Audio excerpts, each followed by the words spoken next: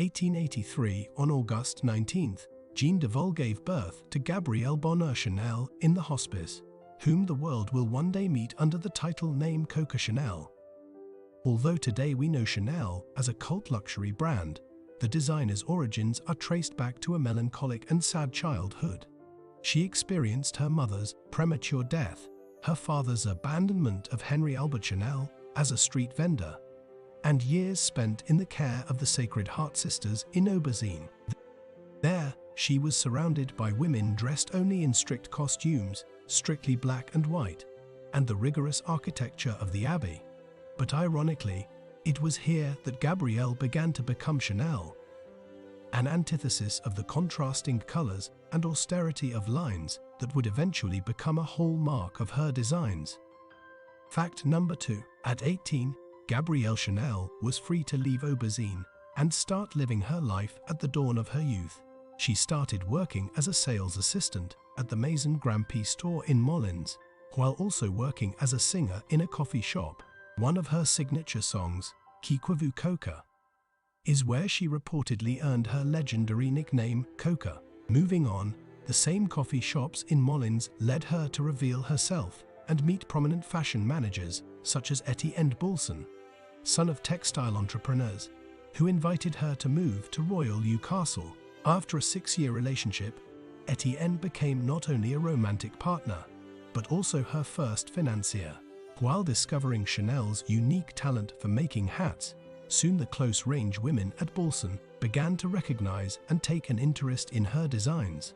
Her creations quickly became highly sought after, prompting her to move to Paris in 1908, and then to Deauville in 1914 to open her first store. Shortly after the opening of its first store in 1916, a fashion showroom opened in Biarritz. Her rapid rise in popularity was due to the contrasting nature of her designs with the popular fashion of the time, which was still closely related to traditional and slowly dated clothes. Corset and crinoline. These elements were now seen as cages in which women cried into aesthetic equilibrium, and were increasingly seen as unhealthy. Thus, Chanel, against the flow, began to offer sporty silhouettes with straight and soft lines. And this became a new trend of the beginning of the century. Fact number 3.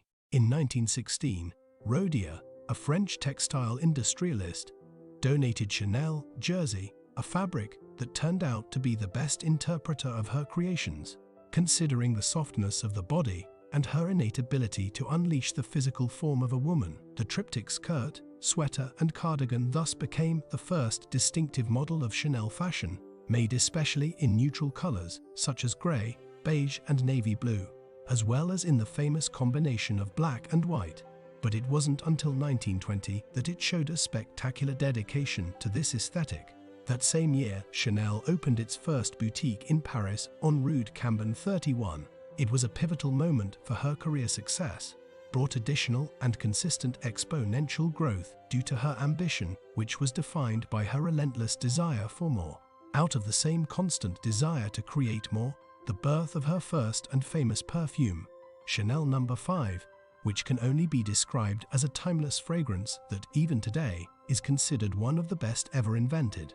Other fragrances followed, including No. 22, gardenia inspired by the designer's favorite flower, and No. 19. Fact number 4.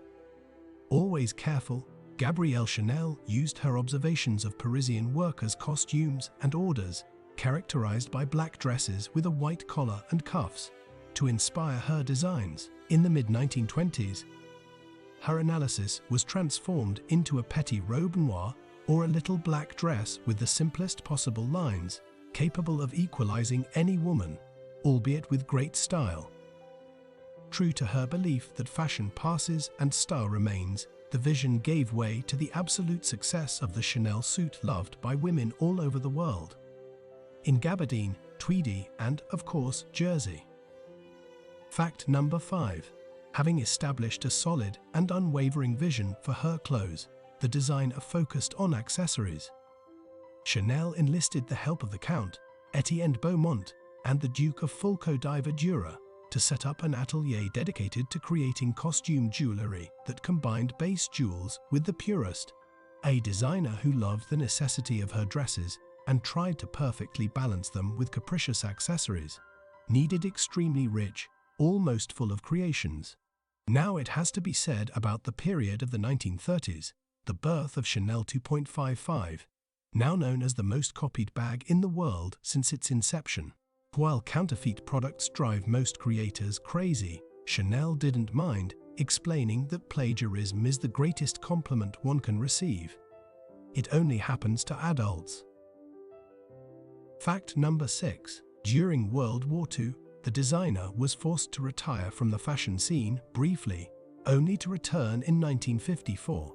Chanel, now 71, was regarded by critics and peers as someone on the verge of inevitable collapse. However, in an unexpected turn of events, Chanel made her debut in her knitted suit, instantly turning into another staple of the house. The first fans of the classic suit are First Lady Jackie Kennedy, who was a frequent appearance in these designs. Most notably, on the day of the murder of her husband John F. Kennedy, she was wearing a light pink polka dot Chanel suit. Fact 7. On January 10, 1971, Chanel died at the age of 87 in her apartment at the Hotel Ritz in Paris. Her life lived to the fullest, forever changed the world fashion and the concept of dressing a woman's body. Immediately after her death, Maison was realized by Gaston Berthelot and Ramon Esposa, assistants of the deceased designer, later under the creative direction of Karl Lagerfeld in 1983.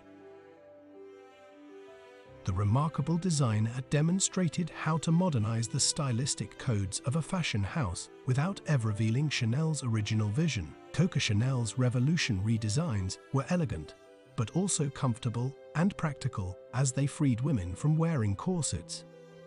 She also dared to shorten the skirts so that the ankles were visible.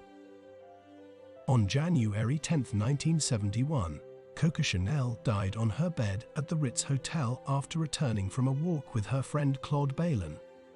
Her last words to Celine's maid were, "You see, and that's how we die."